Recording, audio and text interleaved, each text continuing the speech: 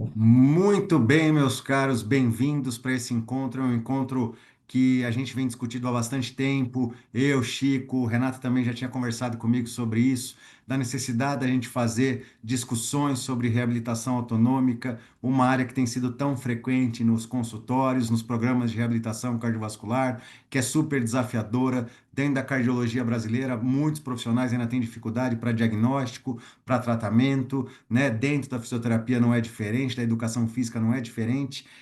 Eu e o Chico estamos muito focados nessa área, discutindo muito isso, porque dentro da Central Flix, da Central, do Telegram, sempre chegam colocações de dificuldades dos colegas com esse tipo de paciente. Então, esse encontro é o primeiro de uma série que a gente vai promover justamente para discutir reabilitação autonômica. Depois a gente vai falar um pouquinho sobre isso. E hoje nós temos o prazer, eu e o Chico, de poder receber a professora Renata Cruzeiro Ribas, que é referência na reabilitação cardiovascular em Minas Gerais. Renata é especialista em fisioterapia cardiovascular pelo COFITO, assim como é o Chico. Renata tem mestrado pelo FMG, especialista pelo Dante Pazanese, trabalha na área há muitos anos, a despeito de não demonstrar isso, né? Tem uma clínica e lida com assistência diretamente, gera empregos, gera reabilitação de qualidade. É por isso que eu fiz questão de convidá-la e ela prontamente aceitou, a despeito de ter 10 mil tarefas para fazer. Então, Renata, a Central te agradece muito por poder estar aqui. Todos são muito bem-vindos, como vocês bem sabem. Eu e o Chico estamos muito felizes com a sua presença, que sem dúvida eleva o nível dessa discussão. Professor Francisco, fique à vontade para suas colocações, querido. Boa noite a todos. Obrigado, professora, por ter aceito. Vai ser uma honra e um prazer ouvir a aula aí de vocês. Como o Gil falou, a gente está engajado aí na disseminação desse conteúdo sobre reabilitação autonômica, sobre variabilidade da frequência cardíaca. Estamos aí na intenção de lançar um curso voltado para esse público, né? A gente já tem um curso sobre reabilitação cardiopulmonar de uma forma geral, mas a gente vai lançar um curso específico sobre esse assunto. E eu acho que essa aula ela vai agregar muito, vai alertar muito às pessoas essa demanda, né? Que existe e que a gente discute muito pouco na nossa prática. Então, acho que a gente vai ter muito a ganhar aí. Então, Renata, fica à vontade para compartilhar sua tela. Os próximos 15 a 20 minutos são seus para sua apresentação. Um tema super relevante, né? Como é que a gente lida com a fadiga crônica e suas particularidades. Uma aula que é diferenciadíssima que a gente teve em Minas Gerais e eu não pude hesitar de chamá-la para dar essa aula aqui. Então, vai lá, Renata. Obrigado por estar presente. A honra é toda minha. Muito obrigada pelo convite. Boa noite. Eu, primeiramente, né, peço desculpas que eu não consegui reformular os slides, porque eu estou de férias. Então, não tenho 10 mil coisas para fazer neste momento, graças a Deus. Eu estou naquele momento que a gente realmente precisa desligar e ativar um pouquinho mais aí, aliás, desligar o nosso sistema nervoso simpático, né, Chico? Dar aquela relaxada, aquela desligada geral que é tão importante para a gente. É um tema que eu sou fã, eu adoro falar sobre isso, eu lido com pacientes com fadiga crônica, com desautonomia no meu dia a dia. É uma área, assim, brevemente, né, não vou delongar aqui nessa história, mas eu preciso compartilhar isso com quem não me conhece, que eu entrei meio de gaiato, digamos assim, porque eu sou uma pessoa que eu tenho síncope vasovagal, não sei se os colegas sabiam disso, né? Então, eu comecei nessa história por conta dos meus desmaios. E, assim, né, tive desmaios lá na adolescência e depois na faculdade, um ou outro, mas à medida que a gente vai, né, ficando um pouco mais madura, a gente tem umas mudanças aí, e aí veio, né, Covid, etc., muita taquicardia, então eu comecei a estudar isso mais a fundo, apesar de já atender há muitos anos pacientes, especialmente com as síndromes vasovagais que eram mais comuns, né? Então, mais diagnosticadas. A gente vê que é uma condição que é muito subdiagnosticada ainda, nós vamos conversar um pouquinho sobre isso, mas é muito importante nós, os fisioterapeutas cardiovasculares, os fisiologistas de exercício, nós nos atentarmos para essa demanda, uma demanda de clínica, né, de pacientes que estão vindo, a gente tem um conhecimento da fisiologia do exercício muito profundo, isso nos leva um pouquinho à frente dos demais profissionais em termos de reabilitação.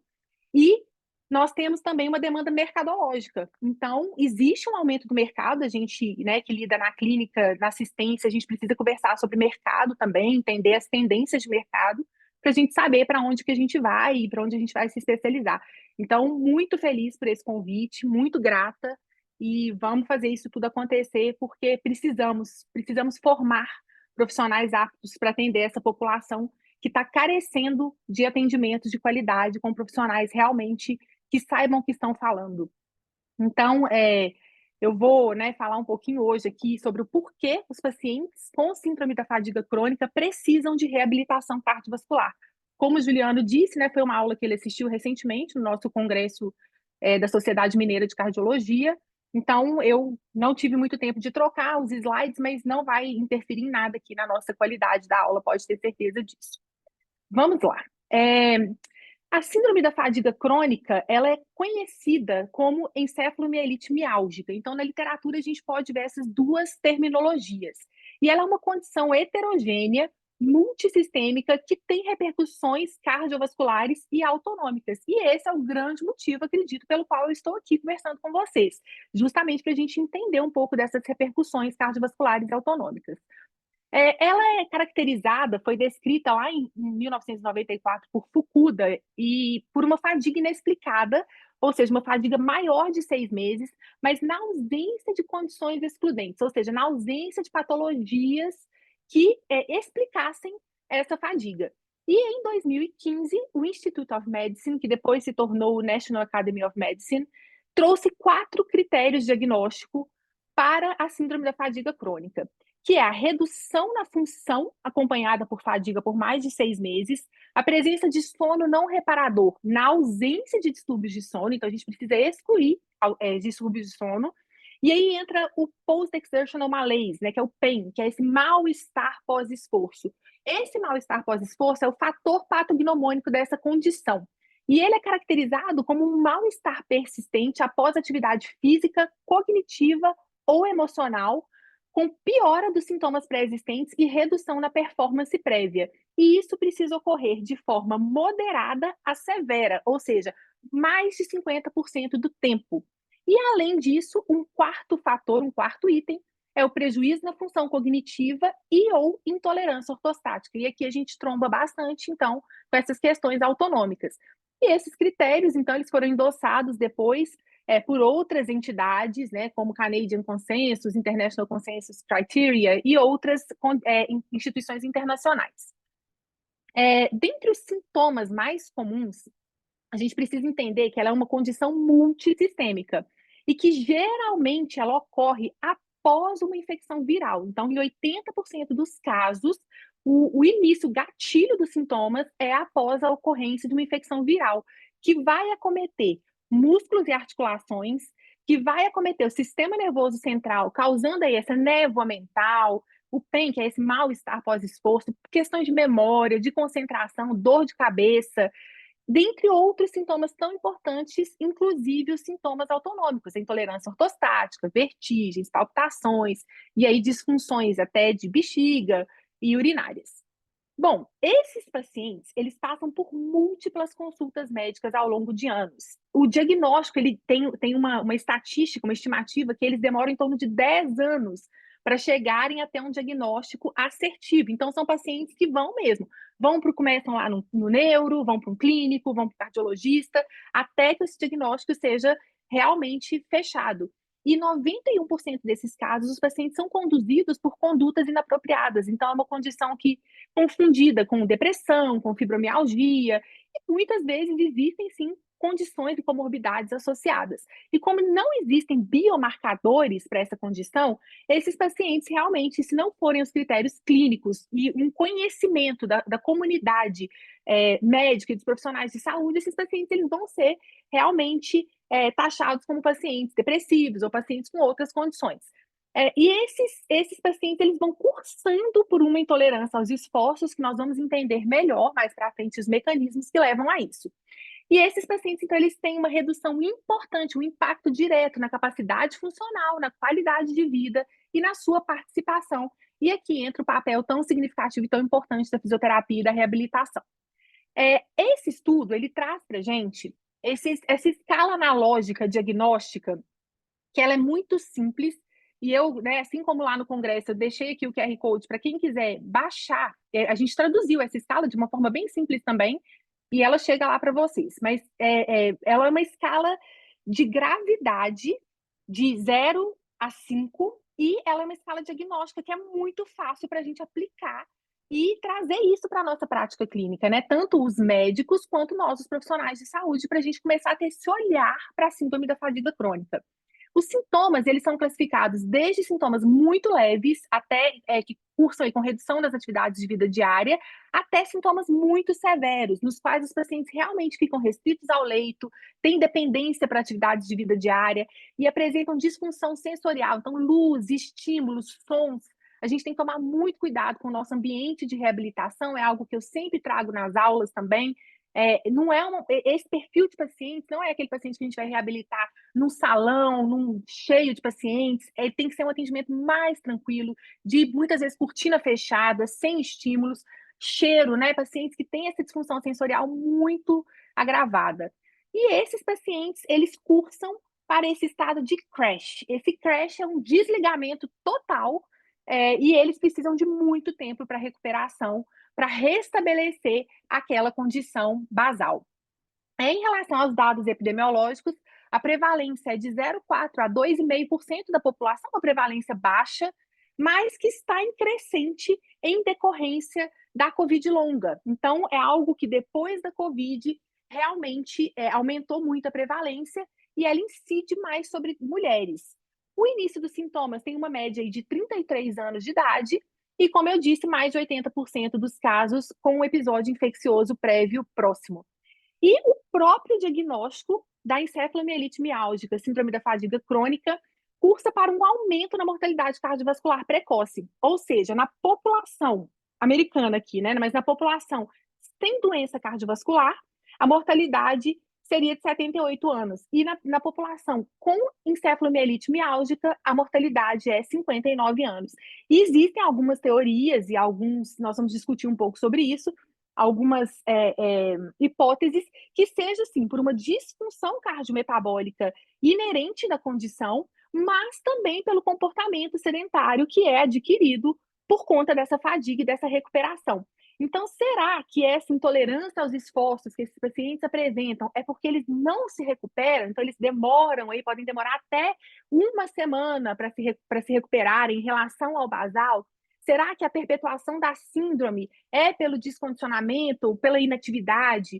E existe uma teoria que chama teoria do envelope de energia, na qual ela diz que essas pessoas, esses pacientes, eles apresentam uma quantidade determinada de energia por dia, né? A teoria das colheres. Então, se eles excederem aquela quantidade de energia que gastam por dia, eles vão evoluir para o mal-estar pós-esforço, para esse crash, para esse estado de desligamento.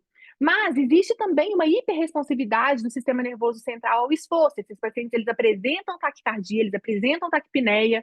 E existe também uma disfunção cardiometabólica e inflamatória. E eu acredito, né, estudando e lendo bastante sobre o tema, que é esse conjunto, é esse combinado de fatores que, de fato, traz esses pacientes esse estado de intolerância aos esforços e de não condicionamento, de dificuldade que a gente tem, né, de evoluir na reabilitação. Então, o que a gente tem de dados na literatura é que os pacientes com encefalomielite miálgica, eles apresentam uma redução no consumo de oxigênio de 5,2 a 6,5 ml por quilo por minuto, em comparação aos indivíduos normais, aos pares, apresentam um limiar anaeróbio precoce, uma hiperventilação que vai gerar um aumento do VE/VCO2, então esse aumento do VE/VCO2 por conta dessa hiperventilação e não por disfunção cardíaca intrínseca, um aumento da percepção subjetiva ao esforço, então são pacientes que precocemente atingem aí níveis muito altos na escala de Borg, no esforço, e são pacientes que apresentam, sim, uma incompetência cronotrópica durante o esforço, durante o teste de esforço cardiopulmonar. Esse estudo, é um estudo de 2014, ele trouxe isso muito bem documentado em relação a essa redução na capacidade funcional dessas pessoas. Então, eles fizeram um protocolo de 2 testes cardiopulmonar no intervalo de 24 horas. Então, realizaram um teste num dia e após 24 horas outro teste. E esses 2 testes aqui, né, com o R pico sem nenhuma diferença estatística, ou seja, os 2 testes máximos. E o que eles observaram? Que tanto nas medidas de pico, de consumo de oxigênio, de pulso de oxigênio, de taxa de trabalho, de ventilação, quanto nas medidas nos limiares, houve uma diferença significativa do dia 1 para o dia 2. Ou seja, esses pacientes eles não se recuperaram de um dia para o outro, e isso houve esse declínio muito importante em relação aos marcadores de capacidade funcional. E aí, esse outro estudo trouxe, então, né, de uma forma mais robusta, porém ainda com apenas 5 estudos, mas uma meta-análise, que aquele estudo, inclusive, está incluído, com esses dados que para trazer mais robustez aí para a literatura, trazendo, então, que 2 testes cardiopulmonar seriados cursam para uma redução no consumo de oxigênio importante e significativa, que não condiz com indivíduos saudáveis. Então, isso é diferente. O indivíduo saudável, ele pode sim apresentar uma redução no consumo de oxigênio de um dia para o outro, porém não de forma significativa. Apresenta um limiar anaeróbio mais precoce e uma redução nas taxas de trabalho também, né? Tanto no pico quanto nos limiares. E aí, esse outro estudo mais recente traz essa relação da encefalomielite miálgica e do PEN, desse mal-estar pós-esforço. E aqui, já com relação a sintomas, e é muito interessante, eles fizeram o mesmo protocolo de 24 horas, então teste cardiopulmonar num dia, teste cardiopulmonar no outro dia, e eles avaliaram, então, imediatamente após o primeiro dia, 24 horas após, então, um dia e 24 horas após, imediatamente após o segundo teste cardiopulmonar, 24 horas após o segundo teste cardiopulmonar e uma semana depois. E eles observaram que a presença de pelo menos 2 dessa listinha aqui de sintomas, né? Então, vou elencar alguns aqui: disfunção cognitiva, fadiga, dor de cabeça, dores, a presença, né, a ausência, na verdade, de sentimentos positivos, de se sentir bem, distúrbios de sono. 2 desses sintomas, em algum desses time points, pode indicar, então, o PEN na síndrome da fadiga crônica. E uma semana depois, ou seja, 7 dias depois desse último teste cardiopulmonar, se eles apresentarem apenas um desses sintomas, ele já pode ser de uma forma com uma boa acurácia. Esses pacientes eles já podem ser diagnosticados. Então, aí, prejuízo cognitivo, declínio na função, fadiga, dor muscular, dor articular, dores de uma forma geral, piora dos sintomas e distúrbios de sono. Bom, de uma forma muito bonita, esse state of art, né, essa revisão da JAC, trouxe para a gente as alterações cardíacas mais comumente encontradas na síndrome da fadiga crônica. Então, ocorre uma redução do volume sistólico e do débito cardíaco, e é importante a gente entender que existe uma correlação inversa com a severidade do PEN, do mal-estar pós-esforço.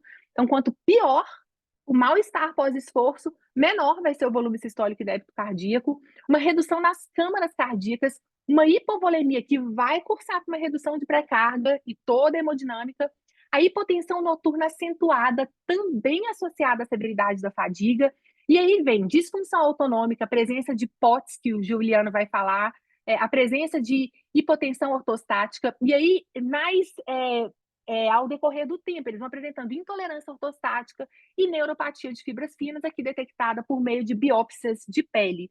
E esse outro estudo mais recente, que inclui, inclusive, pesquisadores aqui brasileiros, lá da Unifesp, trazem aí já na presença da síndrome pós-Covid, né, quando os pacientes são infectados por Covid, aí a questão do teste cardiopulmonar invasivo. Então, quando eles fazem a canulação, fazem as medidas intracavitárias, as medidas hemodinâmicas, o que eles observaram nesses pacientes com encefalomielite miálgica?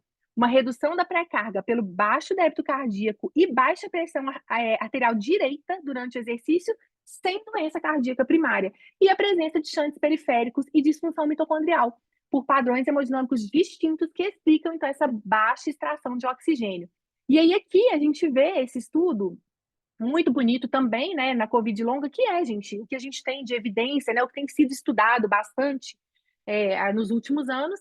Então, eles trouxeram essa revisão e esse resuminho aí que traz muita lucidez para a gente em relação a esses mecanismos fisiopatológicos das alterações que ocorrem lá no músculo esquelético. Então, após um processo infeccioso, ocorrem distúrbios de perfusão, inicialmente ao esforço, seja por tromboinflamação, pela presença de anticorpos, de disfunção endotelial, disfunção autonômica, tudo isso reduz, né, traz essa hipoperfusão ao esforço. Eritrócitos, deformabilidade de eritrócitos, a baixa pré-carga que a gente já discutiu, e isso vai alterar todo o metabolismo muscular, gerando aí essa acidose intracelular, essa transição para o metabolismo anaeróbio, alterando aí bomba de sódio e potássio, contribuindo para essa disfunção mitocondrial e dano muscular, ativando aí esses mediadores, né, vasoativos aí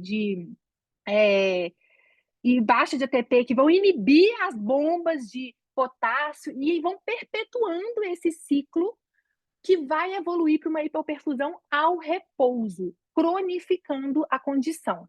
Então, é importante a gente entender que existem alterações musculares que agora já são descritas, como nesse estudo desse ano, por biópsias também. E essas biópsias musculares trazem atrofia de fibras musculares oxidativas, então tem uma maior concentração das fibras do tipo 2B, necrose de fibras musculares, e isso medido 24 horas após o esforço, que é muito interessante, e essa necrose não mediada por linfócito T ou por inflamação. Isso afasta as miopatias autoimunes. Lembrando que as miopatias autoimunes muitas vezes são um diagnóstico diferencial da síndrome da fadiga crônica. E além disso, então, apesar de apresentarem atrofia e necrose de fibras musculares, eles apresentam sinais de regeneração ativa, com a presença de núcleos centrais nas fibras, com expressão de proteínas de regeneração, com presença de células satélites ativadas, indicando que os músculos estão passando por um processo contínuo de lesão e reparo. Isso é muito típico do dano por estresse mecânico, que a gente conhece, mas também pelo estresse metabólico, que é o que possivelmente está acontecendo aqui com essa população. E aí, né, diante disso, o que que a gente faz? É a grande pergunta. Eu brinco, você deixa o paciente repousando, então vai dormir, vai descansar. Você está cansado, recupera seu nível de energia. Você pede para o paciente meditar o dia inteiro, vai fazer uma coisa mais leve, né, uma yoga. Ou você bota o paciente para fazer exercício, vai caminhar, enfim, o que que a gente faz? A gente ainda não tem, né, aquela receita de bolo maravilhosa. Seria ótimo se a gente tivesse, mas o que que a gente tem na literatura de dados? Esse estudo é um estudo de 2011, que eu vou, né, comentar sobre ele, porque ele foi um marco, mas ele foi amplamente criticado depois. Esse trial, né, randomizado, com um N de 611 pacientes, eles fizeram 36 semanas de intervenção e um follow-up depois, que observaram esses pacientes por 52 semanas e dividiram em 4 braços. O grupo 1 realizou o pacing. O que é o pacing? O pacing é aquela dosagem de exercício, de energia, no qual o paciente ele se autodosa. Então, hoje eu consigo fazer isso melhor, hoje eu não estou conseguindo, hoje eu preciso ir ao médico, hoje eu tenho múltiplas consultas, então eu tenho que reduzir aqui meu nível de atividade para dar conta, baseado naquela teoria dos envelopes. O segundo grupo foi o grupo de terapia cognitivo-comportamental. O terceiro grupo foi o exercício que a gente conhece, aquele exercício que a gente vai progredindo o volume. E o quarto grupo foi o grupo de cuidados médicos, né? O famoso grupo controle aí, o Standard Medical Care. E aí eles fizeram associações entre esses grupos e o que que eles observaram? Que todos os grupos melhoraram na fadiga e na função física, exceto o grupo que realizou apenas o pacing e os cuidados médicos. Então, eles concluíram que fazer exercício é muito bom, né? E fazer terapia também é muito bom. Só que logo depois, alguns anos depois, esse estudo, o seu protocolo foi amplamente questionado e foi revisado, e eles descobriram algumas falhas no segmento do protocolo. Então, os pesquisadores, eles deram uma mudada no protocolo e, na verdade, os resultados não eram bem assim, e trouxe aí algumas preocupações sobre a robustez desse clamor pelo exercício progredido que esses grupos fizeram, os pesquisadores. O que que houve, né? Além deles refazerem algumas estatísticas, algumas análises, eles viram que os resultados eram muito baseados em autorrelato e que isso continha muito viés. Então, né, ficou aquele questionamento, né? Será que realmente não está excessivo?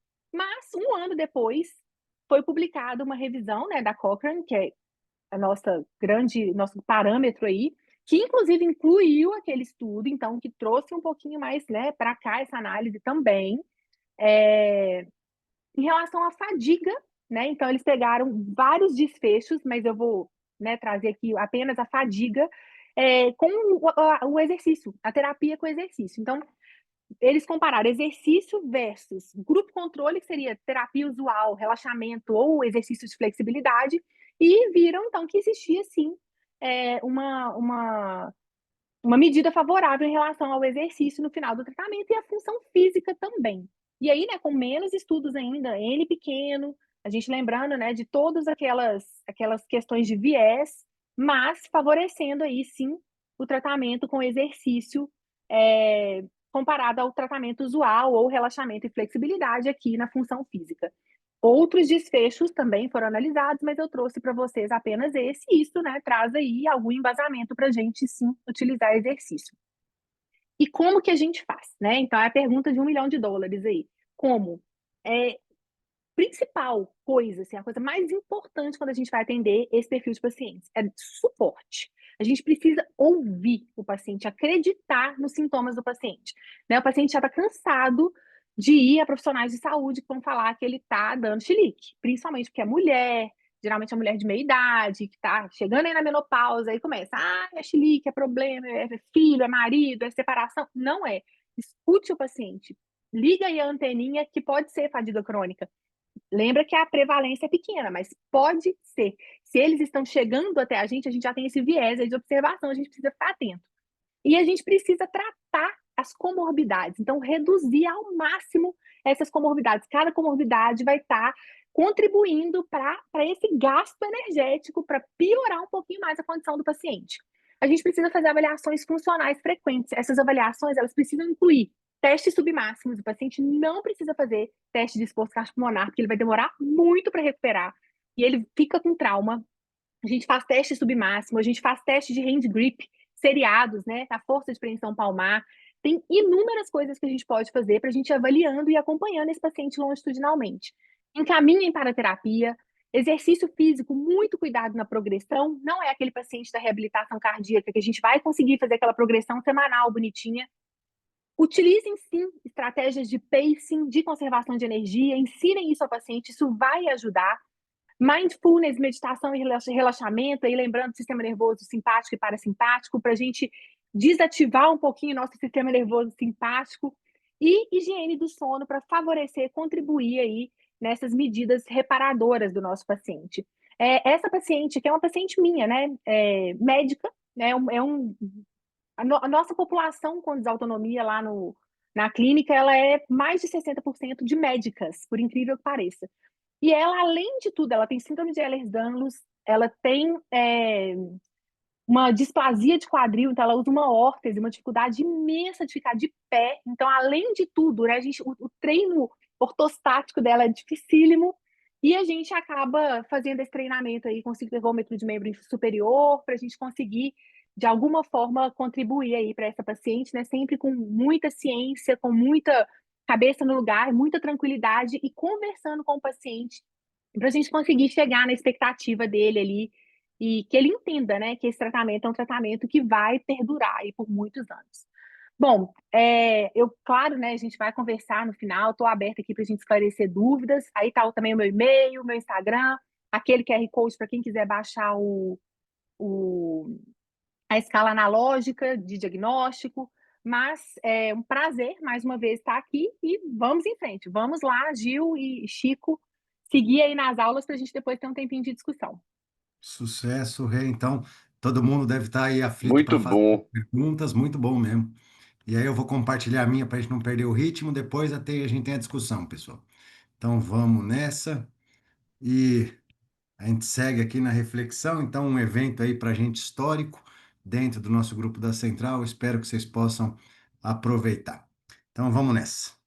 Bom, primeiro aspecto é dizer que essa fisiopatologia a gente já discutiu diversas vezes em muitas reuniões, especialmente o sistema nervoso autônomo no POTS, que é o tema de hoje, e vamos mergulhar no assunto aqui. Então, primeiro, caracterização do problema. O POTS, a síndrome postural ortostática taquicárdica, ela tem, quando o indivíduo fica em pé, a frequência aumentando 30 batimentos do basal ou uma frequência de no mínimo 120, isso nos primeiros 10 minutos, e não basta ter o aumento da frequência, ter taquicardia, tem de ter sintoma de intolerância, sintomas que vocês vão ver mais para frente. Uma ressalva, quando você tem adolescência até a juventude assim, 40 batimentos de incremento, sempre com sintomas. Não se esqueçam disso.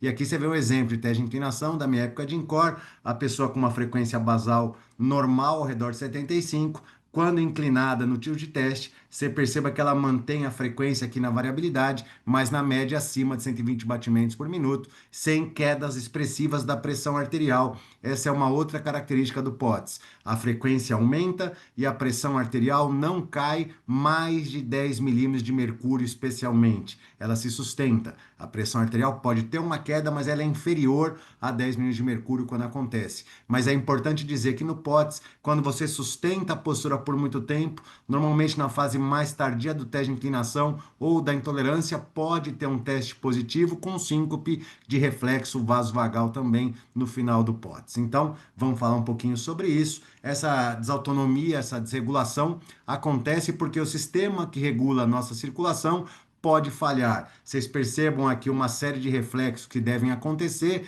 que são influenciados por medicamentos, por status basal, inclusive emocional, mas é sempre importante lembrar que nós temos vias aferentes que vêm do seio carotídeo, que vêm da crosta da aorta, que informam o sistema de controle da circulação, o centro vasomotor, de como é que está a pressão nesse sistema. Os pressoreceptores, os baroreceptores vão fazer uma aferência via glossofaríngeo, avisando se tem muito ou pouco sangue, e aí você tem que imaginar o seguinte, se você tem pouco sangue chegando nessa região, da aorta para o seu cérebro, essa aferência vai falar assim, eu preciso de sangue, inibe o vago e estimula o simpático para fazer vasoconstrição e aumentar o débito cardíaco pela pré-carga e especialmente pelo cronotropismo e nootropismo. Então, vale a pena repetir esse ajuste neurovascular. Quando eu tenho quedas de pressão, a perfusão nessa região diminui, os seus pressoreceptores na aorta e nas carótidas percebem isso, a via aferente pelo glossofaríngeo vai avisar o centro vasomotor e a resposta à eferência é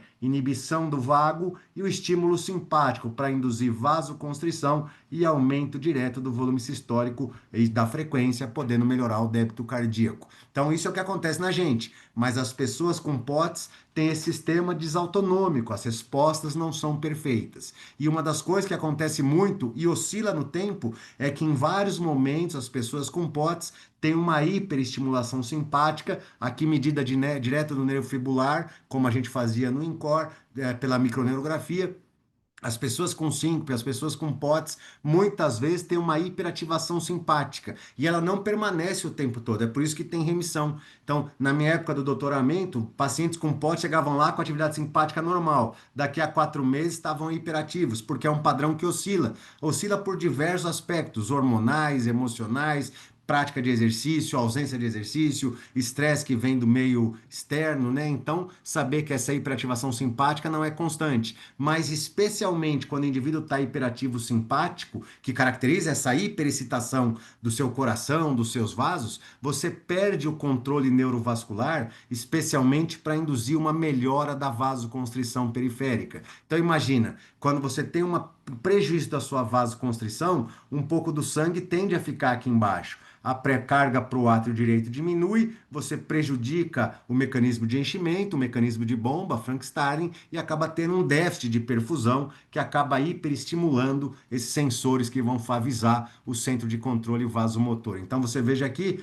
em situações em que a pressão cai um pouquinho, as pessoas com padrão de síncope, por exemplo, elas não têm a mesma capacidade constritora de uma pessoa normal, especialmente porque como ela já está hiperexcitada em repouso, na hora que ela precisa acelerar mais seu sistema nervoso simpático, ela não consegue, a reserva constritora dela é menor. E isso acaba resultando lá no final em síncope vasovagal também. Mas a ideia é que no POTS esse sistema todo também tem alterações presentes. E não vale nunca, é importante lembrar, é fundamental lembrar da fisiologia. A hiperestimulação simpática sobre o coração é que vai acabar causando isso de uma forma muito importante. Então imagina, na periferia, você tem uma diminuição da capacidade simpática de induzir vasoconstrição, é como se os vasos periféricos tendessem a uma maior dilatação, não a ponto de causar grandes quedas da pressão, mas você sequestra um pouco mais de sangue para o sistema venoso especialmente. E a partir dali, você vai ter percepção de que a quantidade de sangue na aorta e nas carótidas é menor, a aferência para o centro vasomotor e a eferência hiperestimulando o coração,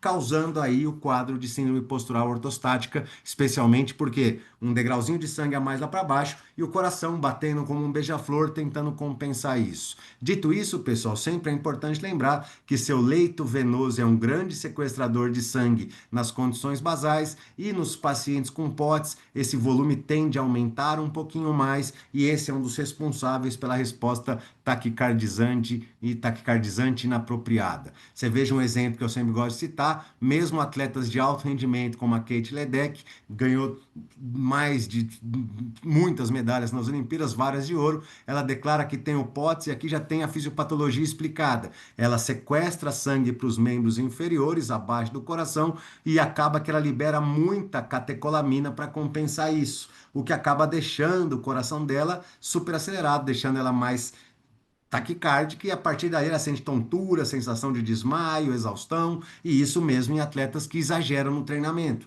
Então, aquela questão que ela é uma atleta, acaba que sai da intensidade normal, vocês vão entender que no POTS a intensidade tem que ser leve inicialmente, moderada mais para frente, isso passa pelo ajuste do sistema nervoso autônomo.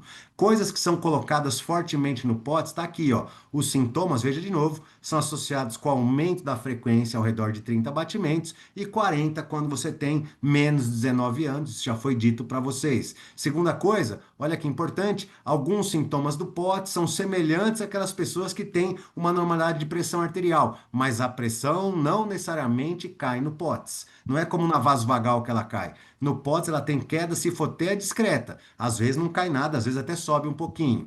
É importante dizer também isso aqui, ó. Quando uma pessoa normal fica em pé, né, para evitar que o sangue desça, pessoal, o que acaba é que você tem vasoconstrição e a frequência aumenta discretamente para manter o suprimento de sangue. Só que no POTS esse ajuste não é perfeito e acaba que a sua frequência, pela hiperliberação de catecolaminas, acaba subindo mais do que eu gostaria, especialmente em mulheres entre os 13 e 50 anos de idade. E aqui você tem uma série de sintomas que são descritos no POTS. Então, tontura, palpitação, fadiga, dor de cabeça, confusão mental, ansiedade, eventualmente síncope, tremor, alterações visuais, intestinais, sudorese inapropriada e tudo isso passa pela hiperativação simpática inapropriada, pessoal. E aqui um ponto importante, o sono ruim, dor no peito, a pele que fica toda cheia de pulso, cheia de pulsa vermelha, branca, rendilhada, isso é muito frequente, né? E aqui tem alguns gatilhos, o calor muito grande, para você pensar na sua reabilitação, modular o ambiente, calor e hipótese não são amigos, fracionar a dieta durante o dia, e quando ela come muito carboidrato, pela liberação de gás carbônico que ele induz, ele tem ação vasodilatadora, o que piora o quadro, então dietas muito ricas em carboidratos podem fazer isso acontecer, claro que a desidratação é importante, é especialmente sensível o POTS no período da manhã, quando a pessoa levanta, ela sente muito sintoma, e aqui tem várias outras coisas que a gente pode discutir, mas uma delas que tem muito a ver com a reabilitação, o excesso de exercício inapropriado. Assim como no caso da Renata, que você tem que ter limites calóricos para gastar, no pote, se você botar muito volume, muita intensidade, isso não tem benefício, ao contrário, piora o quadro do paciente. Para fazer diagnóstico, tá claro, e você veja que você consegue fazer o diagnóstico só colocando o paciente em pé. É claro que o padrão ouro vai ser visto no teste de inclinação ortostática, mas quando você coloca o paciente em pé, a partir da posição deitada, em alguns minutos deitado, você deixa ele em pé e perceba o que acontece naqueles 10 minutos iniciais para perceber se tem aqueles incrementos de frequência.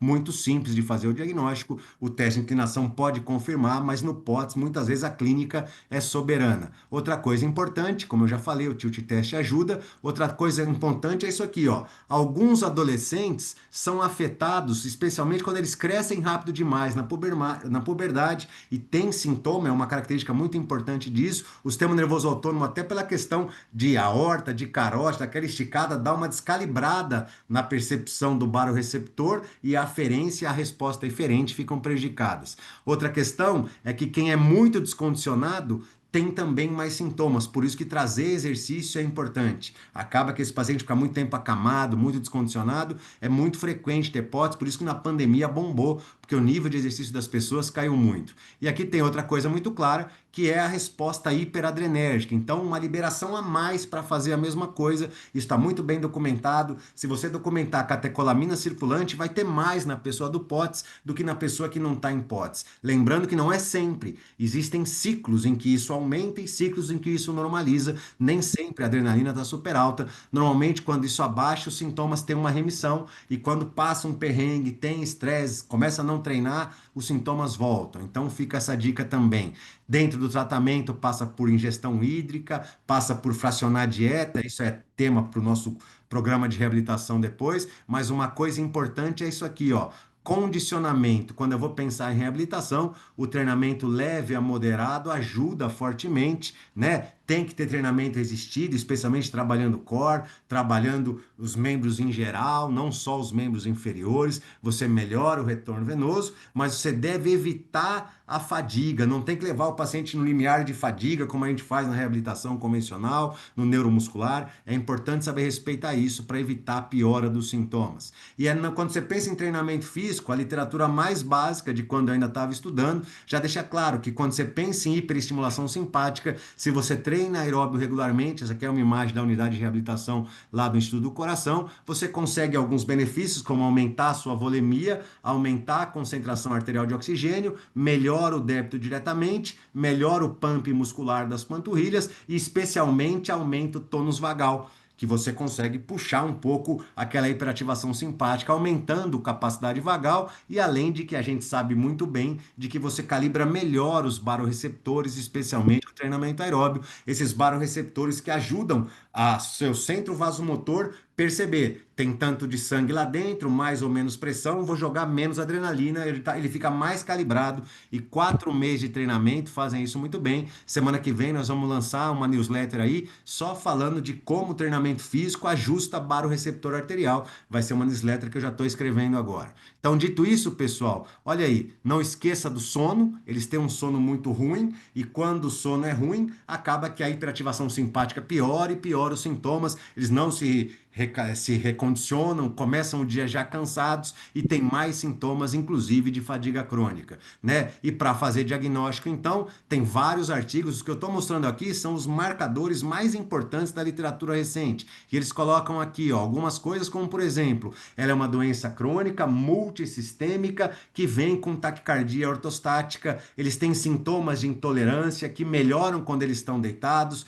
É muito mais frequente em mulheres até os 50 anos, como eu coloquei para vocês, né? Mas causa muita limitação, causa muita incapacidade física, limita até mesmo estudar, ir para a escola, tudo é atrapalhado. E de novo, você veja ali as descrições de percepção do que acontece na hemodinâmica no sistema nervoso autônomo são essas, do ponto de vista de batimento, já te falei, e aquilo que eu também já mencionei, ó, uma queda da pressão que não vai ser maior de 20 da sistólica ou maior de 10 na diastólica, para ser um pouco mais preciso. Então, no POTS, a pressão pode cair, a diastólica no máximo 10, a sistólica no máximo 20, 19 ou menos, 9 ou menos. Isso é muito importante. Você tem vários artigos, como eu falei, que falam dessa fisiopatologia, mas causadores disso. Lembra? O descondicionamento cardiovascular é um deles. Por isso que colocar movimento é muito importante. Isso também piora quando você está pró-inflamado. Situações de infecção, de gripe, covid,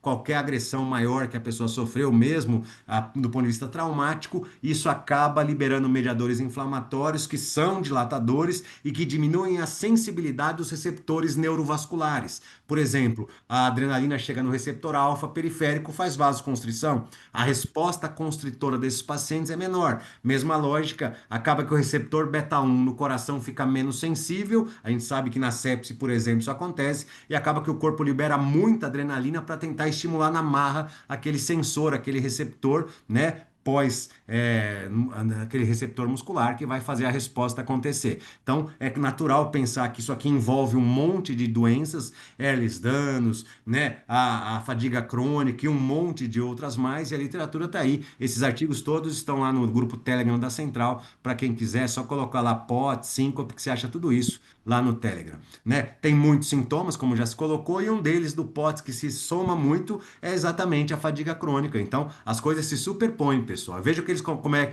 que o Raj coloca aqui. Olha, as comorbidades que se associam com POTS. Está aqui o tema da Renata, por isso a aula de hoje, né? E é claro que a disfunção autonômica compromete tudo. As queixas são as mais diversas possíveis. Nunca é um sintoma homogêneo em todo mundo. Todo mundo tem taquicardia, às vezes o coração nem subiu tanto, mas ele está sentindo outras coisas, a boca está seca, ele está com insensibilidade à luz, ele não consegue aguentar o movimento, tem muita coisa, inclusive intestinal, que se altera nessa população, uma queixa muito frequente nas mulheres, constipação, seguida de diarreia, né, fezes em fita, coisas que estão sendo discutidas aí recentemente, justamente porque desce mais sangue que devia para a perna na mesma condição. Então, esse sequestro não é tanto a ponto de fazer uma hipotensão enorme, mas causa essa repercussão que eu expliquei para vocês. E dito isso, você tem mais de novo o Fedorovsky, que é um dos grandes autores da área, que foi validado por todo mundo que estuda isso. Então, quando você veja aqui a mesma lógica, aumento da frequência, as quedas de pressão sistólica que não são maiores de 20 diastólicas, os sintomas de fraqueza, taquicardia, que podem vir com síncope vasovagal, né, no segmento desses pacientes, e uma história que normalmente não é inferior a 3 meses, mas a literatura fala muito. Olha, faz 6 meses que eu sinto isso, faz um ano, faz dois, já fui em 30 médicos, fiz ressonância, eletroencefalograma, tomei 32 remédios e acaba que eu não chego no meu tratamento como eu gostaria.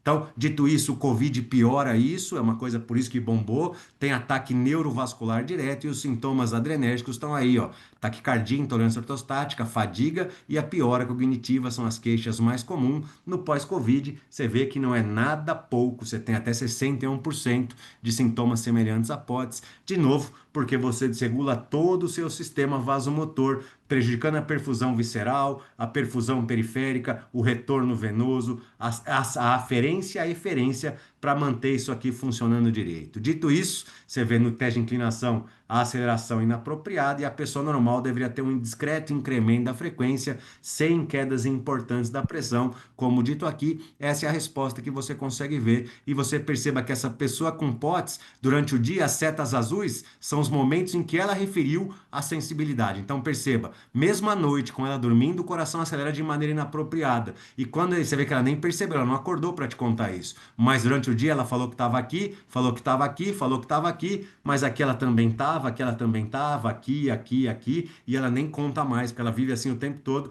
ela perde até a percepção de tão acelerada que ela vive. Dito isso, pessoal, exercício, sem dúvida, faz parte do tratamento, é por isso que a gente está fazendo isso. Não é sozinho, tem a ver com nutrição, tem a ver com acompanhamento médico adequado, tem a ver com ajuste das medicações que o paciente toma, e é por isso que a gente resolveu promover isso. Então, encerro aqui a minha apresentação para a gente poder começar a nossa discussão. É claro que isso aqui poderia durar horas a fio, que teria tema para a gente poder discutir intensamente tudo isso, mas não é o fórum de hoje. Eu já parei de compartilhar, não, né? Peraí. Stop share. Pronto. Professor Francisco, a palavra é sua, meu caro. Coordene essa discussão. Nós temos 12 minutos para poder discutir o tema. Show de bola, parabéns, parabéns, Gil, parabéns, doutora Renata, muito boa, conteúdo, pode ser uma coisa que cada vez mais aparece e os pacientes ficam completamente perdidos em relação ao acompanhamento. Tem algumas perguntas aqui, a doutora Renata primeiro, a Maísa perguntou aqui, a fadiga do Parkinson está relacionada com a síndrome da fadiga crônica? Quem perguntou? Deixa eu só Maísa, checar Maísa. aqui. Maísa. Maísa, joia, Maísa, obrigada, tá, pela sua pergunta. São mecanismos fisiopatológicos distintos. Então, o Parkinson é uma doença neurodegenerativa, né? A síndrome da fadiga crônica, como eu disse, ela é inexplicada.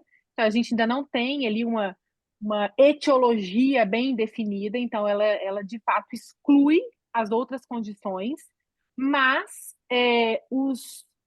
talvez a apresentação possa ser um pouco parecida, né, dessa fadiga. Porém, os pacientes com Parkinson, eles têm essa progressão, essa piora, e que não tem, talvez, se a gente... aí vem a questão da rigidez, dos tremores, mas são pacientes que a gente não tem esse relato na literatura, eu nunca vi, talvez, né, não sei, Juliano, de testes seriados, cardiopulmonar, não existe essa documentação, até onde eu saiba.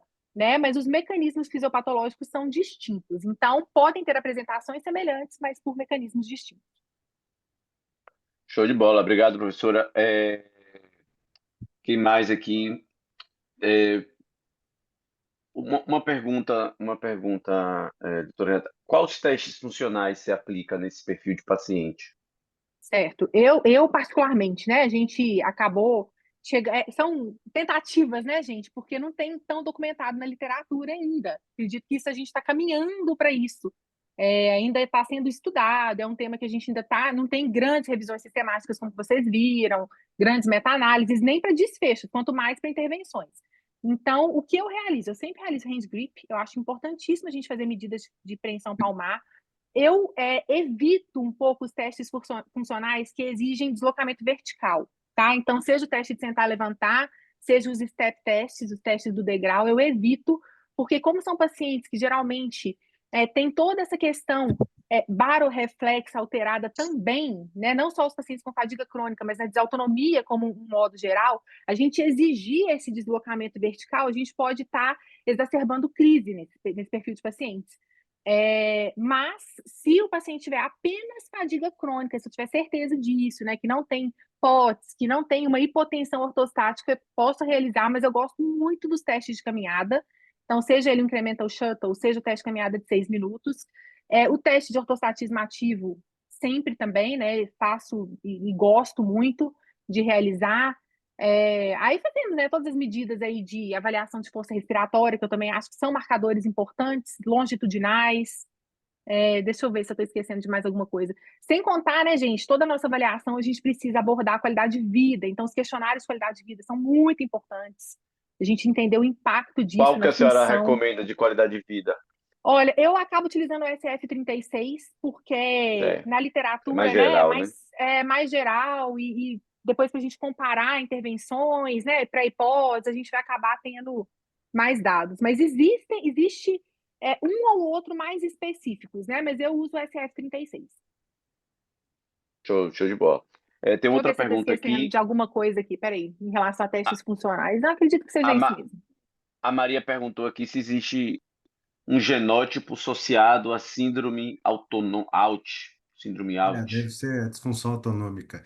A verdade é que, Uhum, Maria, no INCOR tentaram estabelecer um encadeamento genético no assunto, e isso ainda é tema de discussão. Na uhum, época, conseguiu-se se criar assim, um padrão familiar, mas não é definitivo isso. Então, isso ainda é de estudos. Agora, o que a gente sabe é que, adquirido isso, deixando o genótipo de lado e pensando no fenótipo, as uhum. infecções virais, por exemplo, podem ser grandes deflagradores disso, o estilo de vida pode ser grande deflagrador disso. E eu já atendi famílias que têm pai, vô, mãe, todo mundo desmaiando, vem a filha desmaiando também. Então não dá Uhum, para falar que isso não existe, mas geneticamente falando, ainda é complexo dizer isso. É claro que tem algumas doenças que são consideradas como gatilhos para a disfunção autonômica que tem uhum. componente genético, mas não a disfunção autonômica em si. Ainda é difícil falar isso para tudo. Perfeito. E sem falar que isso aí está excluindo as doenças genéticas cardíacas, né? Sim. Então, Sim. que existe, que podem gerar sintomas parecidos e que não entra aí nessa questão. O colega aqui, Antônio Amorim, ritmologista de Natal, ele parabeniza, ele queria saber do Juliano se muda a abordagem na reabilitação de acordo com o padrão clínico do POTS, hipovolêmico, hiperadrenérgico, neuropático, se muda a abordagem da reabilitação. Doutor, se você quiser Olha, também abrir o microfone e falar, fica à vontade.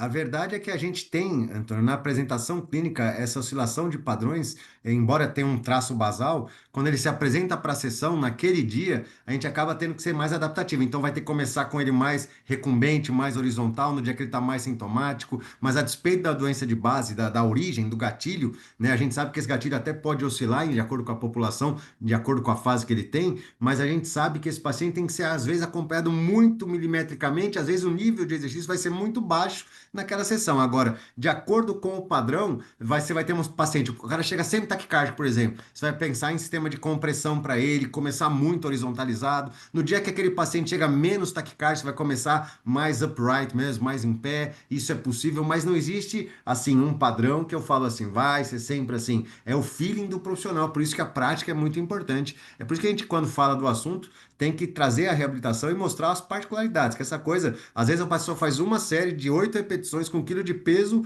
e acabou a pilha dela, daquele dia já Uhum, foi. Então, e outro dia uhum, ela faz 3 séries e não sente nada. Então, isso é muito uhum. pessoal. Mas, sem dúvida, assim, a gente pode, posso dizer para você que muda? Posso dizer que sim. Por exemplo, meia compressiva, faixa abdominal, isso ajuda a diminuir um pouco da taquicardia em alguns pacientes. A elevação do leito, em alguns aspectos, também ajuda nesse tipo de condição, né? Conversar, no caso da hipovolemia, para o cara tomar muito cuidado com a ingestão hídrica, é um ponto fundamental. Esse indivíduo tem que beber água e deixar a urina dele transparente o máximo que ele puder. Aquela orientação é muito forte na hipovolemia. E esses pacientes são danadinhos, às vezes, para não beber água. É outra coisa que acontece demais, né? Fracionar a dieta e assim por diante. Agora, o Hoje, neuropático, esse paciente tem o pós-neuropático, ele também é um desafio à parte, porque acaba que é o mais difícil para reabilitar, sabe? Quando tem é. alguma coisa associada, ele dá um trabalho miserável. Ô, Gil, eu gosto sempre de comentar e de ensinar, e eu acho que a gente que está na linha de frente da reabilitação, a gente precisa pensar do ponto de vista funcional. Então, muito mais do que ali o diagnóstico base, né, dele, se é hiperadrenérgico, se não é, se é hipovolêmico, é a gente pensar em como que está a funcionalidade. Por isso que a nossa avaliação funcional ela tem um valor imenso. E isso que o Juliano falou, no dia a dia, como o meu paciente está hoje, né, como que ele está hoje, nesse momento aqui de reabilitação. O controle do ambiente, isso é tão fundamental e é uma coisa tão básica. A questão da ingesta de sódio. Então, são coisas, o horário da reabilitação, né? O paciente às vezes não tolera a reabilitação de manhã, mas lá 5 horas da tarde é o horário que ele realmente tá legal. Então, a gente precisa pensar nesse ajuste fino mesmo. E isso faz toda a diferença no volume, no quanto a gente consegue investir ali de carga, de exercício, de intensidade. E é um paciente que não consegue ser atendido bem em grupo, pessoal. Então você tem que. Não, de forma alguma. Eu estava discutindo isso com a colega do Einstein esses dias, a Dani Vetten, e a gente estava falando Hum, exatamente isso. Criar uma sessão específica, se for fazer em grupo, que seja específica dessa população, isso, com menos pessoas. Se você misturar os pacientes da reabilitação convencional com esses, você não vai conseguir dar a atenção necessária para um paciente que é plurissintomático, assim. Ele isso. tem queixas que variam muito no decorrer do tempo. Muito, muito bom. Outra pergunta, uma coisa que eu particularmente tenho estudado, tenho até feito também, é a questão da estimulação do nervo É, vago, né? Ou Isso, auricular, ou direta. isso, Se você tem experiência, se você utiliza na sua prática. ótimo. Eu não utilizo na minha prática, é algo que eu tenho realmente também pensado, investido, estudei bastante esse ano. Eu tenho alguns pacientes que realizam em outro serviço, então, num serviço que a gente, né, tem uma parceria aqui. A minha questão é muito mais uma questão até técnica e de gestão da reabilitação, em termos de logística mesmo, do que até operacional, né? Como que eu vou gerenciar isso ali no meu espaço, enfim. Mas eu sou, assim, eu acho que é sensacional, eu acho que é importante, eu acho que ajuda nesse pacing, ajuda na recuperação. Uma coisa que eu não falei aqui, mas que eu faço também, é a questão do biofeedback, né? Então, a gente trazer ali no final da sessão essa medida da variabilidade, que seja pelo H10 mesmo, ali com o biofeedback, o controle da respiração, para o paciente sair de lá um pouco mais recuperado. Então, assim, são pequenos ajustes e tentativas que a gente vai fazendo. A gente não tem isso na revisão sistemática numa meta-análise lá da Cochrane falando que isso vai ser o diferencial. É, Sim, mas são os pequenos ajustes finos do que a gente tem até o momento que vai nos dando aí indícios do que pode ser o ideal um dia. Uma coisa que eu percebo, e aí vocês podem concordar ou discordar, é que quando você usa a variabilidade, né, no pré ali atendimento, é uma forma muito interessante de você entender que caminho que esse paciente ele está cruzando. Para o paciente fazer, nem sempre, quando o paciente não consegue comprar esses relógios, né, que já medem à noite e tal, mas nos pacientes que eu consegui isso, que já tinham o dispositivo, esse controle diário da variabilidade é uma coisa interessante também, porque ele vai ali, é como se fosse um número da doença dele, né? É como se fosse a glicemia do desautonômico, seria a variabilidade, então ali ele tem ali um um número, um parâmetro ali para ele se guiar. Claro que não é só isso, mas eu queria ouvir você sobre essa parte da Isso. Não variabilidade. O que é que você só, né, acha? Chico, para ele se guiar, para a gente se guiar também, né, em termos de dose de exercício.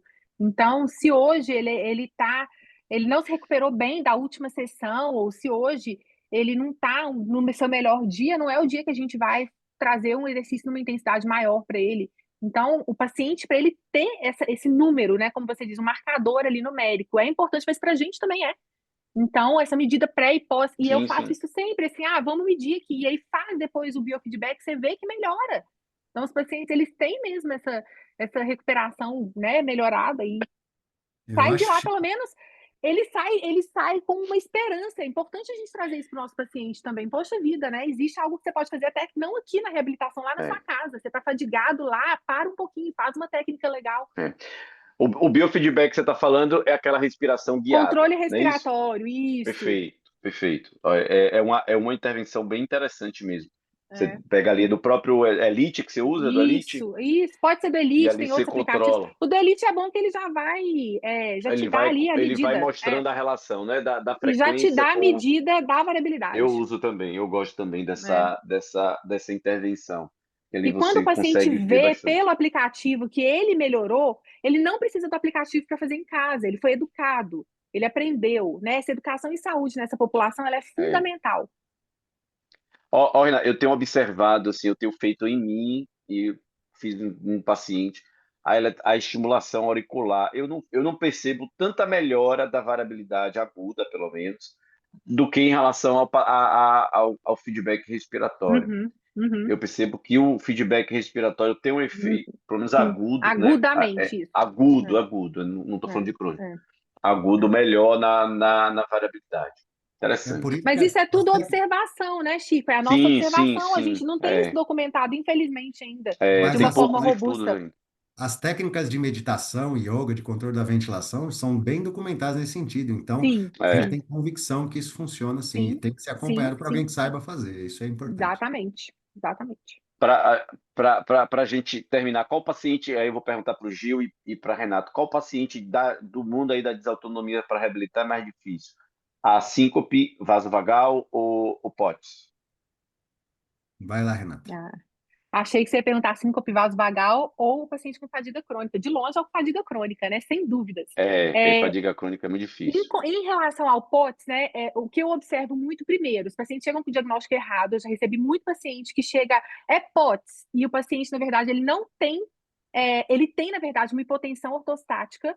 Então, já vários pacientes assim, chegam encaminhados pelos médicos com POTS, na verdade, não é POTS, porque a pressão cai e cai muito, né, o ortostatismo. E como o Eu Gil também falou, vejo isso. isso chega demais. Então, uma coisa para a gente observar é a hipotensão, às vezes, ortostática, essa taquicardia que vai gerar, ela é para compensar a hipotensão. Então, isso é uma coisa que tem que ficar bem clara.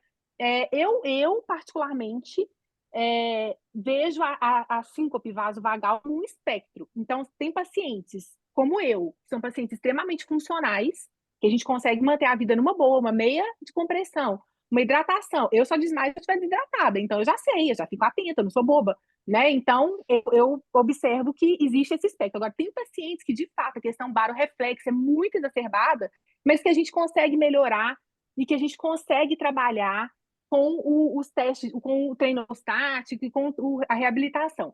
Os pacientes com POTS, eu acho um pouquinho mais fácil de treinar do que os pacientes com síncope vasovagal. Lembrando que a síncope vasovagal é esse espectro. Os mais graves são mais complexos, mas que a maioria não são pacientes tão, né, que realmente tem essa intolerância a ponto de não conseguir ficar ali em pé por mais de 10 minutos. Interessante. Eu, E Não você, sei, Gil, o que é Gil, que a você sua acha? observação. os pacientes vasodilatados são os piores, Chico. Quem tem É, vasodepressão muito pesada são é. os piores de reabilitar. Então, isso eu já fiz até um estudo disso. Então, assim, quem tem resposta vasodepressora no teste, que dilata muito, aquela queda de pressão significativa, né? Esse é o paciente mais difícil de reabilitar. Ele dá mais trabalho, tem que acompanhar mais de perto. Então, Uhum, é um detalhe. O POTS responde ao treinamento, treinamento uhum, aeróbio é muito bem-vindo, treinamento neuromuscular é muito bem-vindo, sabendo dosar, como a gente colocou as uhum. particularidades aqui, mas ele é um paciente que responde ao treinamento. Show de bola. Para a gente terminar, já tem muitas perguntas aqui. Doutora André está aqui, uma bastante experiência também no assunto. Ela fala sobre o processo de educação contínua para o espaço, processo de educação contínua com espaço para o paciente sempre poder perguntar e ter resposta ajuda a pessoa a ficar mais segura, é verdade. Perfeito, É com o certeza. que, a doutora Renata falou, né, em relação a você ter ali o paciente. Eu vejo muito que eles chegam com essa história de rodou muito, né, de de ficarem muito desamparados. Aqui em Salvador, pelo menos, o diagnóstico às vezes é difícil, às vezes o exame, né, o tilt, muitas vezes ele não é feito, aí a pessoa não tem um exame confirmado, o diagnóstico certinho, bem feito, porque é um exame de difícil acesso, nem todo lugar que faz. Enfim, então, essa incerteza do diagnóstico e essa busca, né, pelo diagnóstico acaba sendo um fator de estressante. Chegam várias pessoas, sempre que a gente faz uma aula, a gente coloca no YouTube, as pessoas, os pacientes vão lá, vêm a aula, procuram a gente, É, porque realmente é uma demanda reprimida. é. É, e aí a gente vou terminando aqui. O Enzo perguntou, boa noite, como o feedback respiratório estimula o vago? Aí é uma resposta mais longa, Enzo. Na próxima aula a gente vai falar sobre isso. Renata, passe só, eu botei aqui o link no chat, pessoal, tem 2 links. Tem um link para a próxima aula sobre o assunto. A gente vai para você receber por e-mail o link da aula e receber também informação do curso que a gente está querendo organizar. E também tem o link do Instagram da clínica. E aí eu gostaria, doutora, que a senhora falasse rapidamente sobre o serviço, onde fica, que as pessoas possam procurar você. Ótimo, muito obrigada. Só comentando aí brevemente, sempre que a gente fala de reabilitação autonômica, chove de compartilhamento nos grupos dos pacientes. Eles têm Isso. sede por profissionais que saibam do assunto. Então, a gente precisa, mais uma vez, eu reforço isso, se empoderar desse assunto, estudar e realmente aproveitar dessa oportunidade mercadológica, e não só de mercado em termos financeiros, mas de demanda por profissionais excelentes. O meu serviço é em Belo Horizonte, né? Então nós somos uma clínica de fisioterapia cardiovascular, única e exclusivamente, cardiorrespiratória. Nós não atendemos, né, as demais demandas da fisioterapia. Prestamos serviços tanto na clínica quanto em domicílio. Nós somos 7 fisioterapeutas, todos especialistas, mestres, doutores na área. Então, uma equipe bem diferenciada aqui em Belo Horizonte. A gente está no mercado aí há 15 anos, né, com todos os desafios que a gente conhece, né? Quem está aí na ponta Sim, sim. sabe o que eu estou falando, todos os desafios, mas acreditando ali, né, numa crescente de mercado, acreditando numa valorização profissional. A gente tem caminhado para isso. Eu fico muito feliz de ver aonde a fisioterapia está hoje, de onde saímos e aonde estamos, mas o serviço segue lá, muito trabalho, muito trabalho. E eu tenho a honra aí de ser gestora dessa clínica, né? Fui a fundadora lá em 2012 e estamos aí firmes e fortes, até onde Deus quiser. Vamos lá, né? Beleza, Vamos muito em bom. frente.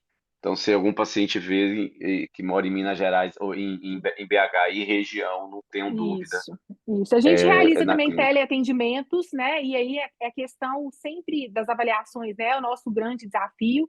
Então, isso precisa ficar de uma forma bem redondinha, mas as intervenções a gente sempre consegue orientar, né? Que seja uma orientação para os pacientes que carecem muito disso via teleatendimento também.